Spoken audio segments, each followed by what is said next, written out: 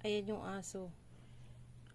Yung aso to ng kapitbahay namin. Kaso nandito lagi sa amin, oh. Ang problema, merong buto na naka-stuck sa bibig niya. Kaya lagi siya nakanganga. Kaso nakakatakot. Baka kakatin tayo.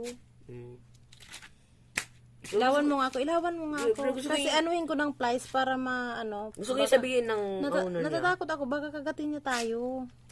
Hindi, kailangan naman ng hawak ng pampunas.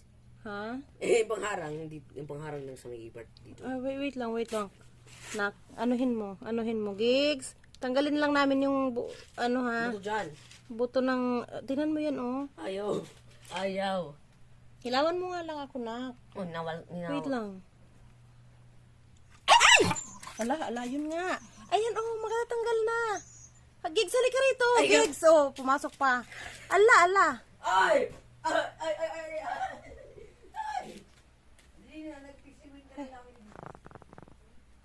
Gigs, halika rito.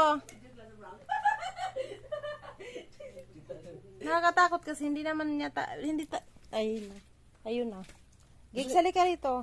Bukas, pero kung nangapas si Gigs, Hindi siya makakain pa ganyan. Wait lang, Gigs. Halika rito, hindi ka namin naanuhin. Gigs. Gigs. Halika, ha? Ay, ayaw talaga. Hindi na. Ayaw niya. Gigs. Uy, Gigs. Uy, inala. Ayaw niya. Ay, malapit na siya matanggal. Oh. Ayan, halika dito. Oh, halika. Oh, ayan. Sige, go. Go. Go. Kaya mo yan. Baka yung dito ata siya Oh, nakuha. ilawan mo siya. Dito ata siya nakuha. Paano yan, maano? Hindi man tayo nag-ulam ng karne. Hindi, kaya... Baka nakuha niya. Kaya hindi yan makukuha dito sa atin. Pwede na kasi ano ko siya. Nagalaw ko siya. Pero pa siya mamatay to eh. Hindi naman. Gigs, halika rito. Gigs. Pwede siya Tutulungan mamatay. ka namin eh. Pwede siya mamatay bag na-stuck mo talaga sa parang Halika rito. Ayaw niya na. Yung mamay panghinga ng tao, parang makandi sa aso. Kaya, Sige ka, bahala ka. Tinutulungan ka namin.